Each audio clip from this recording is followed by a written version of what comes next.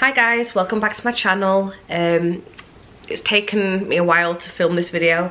I've spent the past few weeks just getting used to everything that was said and kind of getting my head around what is going to be happening. So I'm sorry for the late part 2, but this is the part 2 video that we've been waiting for, and I can talk about what was discussed at the meeting and what is going to happen going forward. If you see me looking down, it's because I've written everything down on my phone, just to try and make sure I don't miss anything. So the last video I filmed was 2 or 3 weeks ago, and it was the couple of days before we were due to attend our appointment with the clinic. If you haven't watched the part 1, I would suggest watching the part 1 before the part 2, just so you kind of know the background and where we're at. So yeah, 2 weeks ago we went to Liverpool. Me and my partner, we attended the clinic. Never been before. It was an experience, to say the least. I think I got lost about 4 or 5 times. But yeah, we attended the appointment and we were there for maybe about 3 hours, 2 or 3 hours, just having more tests, ultrasound, you know, like physical checks, just going through like our medical histories and you know, just doing like basic checks like blood pressure, height, weight. Took some more bloods for future, just so they have like I think they were testing for everything, just to see whether my levels had gone back up or whether they'd gone down, or just where I was at really. I had an internal ultrasound scan. Basically, I forgot to mention this video is probably going to be TMI as well as the first video, so it's just going to be real. I'm just going to be honest and open in this video, so everything that happened I'm going to tell you about. If you don't want to hear about someone sticking a probe up my foofy, I wouldn't watch. But basically, yeah, so they did an internal ultrasound. She had a good, you know, wave around with the probe and just trying to see whether she could actually see my ovaries or any issues that could be there.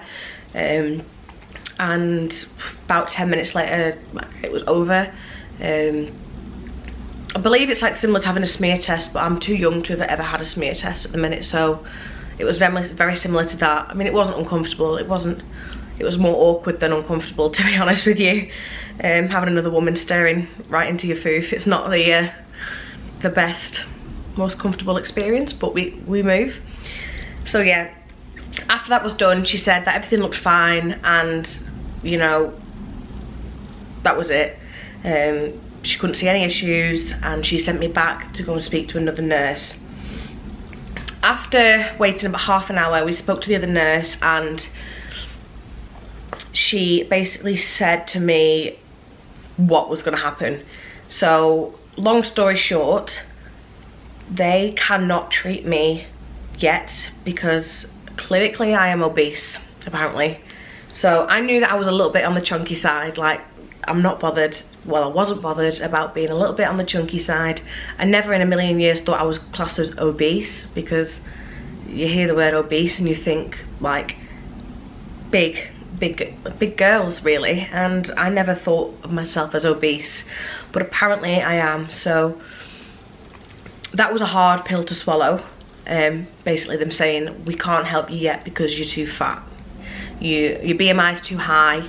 It needs to be down to 30, I think she said, or just below 30. And I'm not ashamed to say it, mine's at 37, so I am quite overweight. I've always been kind of this way, but that's just who I am, and I was happy with how I was. Like, I wasn't bothered up until now. So basically I have to lose 4.5 stone, 4.5, 5 stone to be at a weight where they're willing to, you know, go forward with it, which is quite a lot. That's like 1/3 of my body weight. So that was quite a hard pill to swallow, because I've always struggled with losing weight, and that's why I've always accepted just being the size that I am.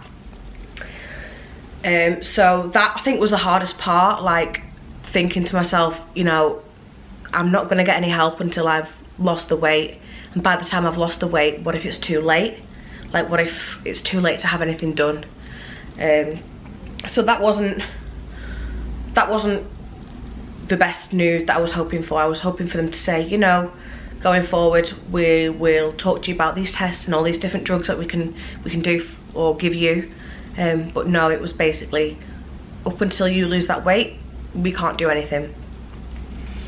But they did say that they were going to make me another appointment to have a test called the anti-Müllerian hormone test. So basically, your anti-Müllerian hormone is, so throughout a woman's like life, your anti-Müllerian hormone will be stable like throughout your life cycle, and as soon as you become near to menopause, the hormone will like make a decline, it'll start to drop.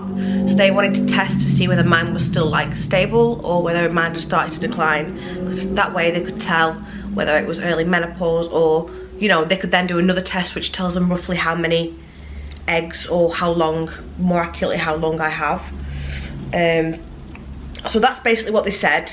I'm going to keep this video quite short because it wasn't like a massive discussion. I think the appointment itself was taken up by waiting, and basically what they said was enough. Like, I'd heard enough. Like, I think everything she said after that point, I was like, right, okay, so I'm too fat to conceive. No, sweet. Like, so that's just something I have to deal with myself and, you know, move forward. Sorry guys, my camera decided it didn't want to work anymore. Another issue. So I was saying that in April I have a consultation with my gynecologist again to see what the steps are going to be going forward from the hormone test that they're going to be doing. And I'm also currently still trying to conceive naturally. So I'm going to do a separate video, hopefully when my camera is working again. I'm going to do a separate video on how I track ovulation. I've been doing it for about 6 months now. Like, I've been doing it since I started trying. And I think it's something that I should like show, because it's not just good for trying to get pregnant, it's also handy if you're not trying to get pregnant. It's just a way of understanding your body a bit more and what goes on during what stage of your cycles. So I will do a separate video showing how I do that, because I think that's something that would be quite interesting, and I know it's something that a lot of people rely on when trying to conceive. So yeah, hopefully I can get my camera fixed in time and I don't have to sit here and film on my phone halfway through a video, because it's not ideal. But yeah, so I'm still going to try and conceive naturally, and I am going to start trying to lose a bit of weight, because I have to if I ever want a chance of becoming a mummy. So yeah, that's the steps going forward. I will keep you updated if anything else happens. Thank you for watching.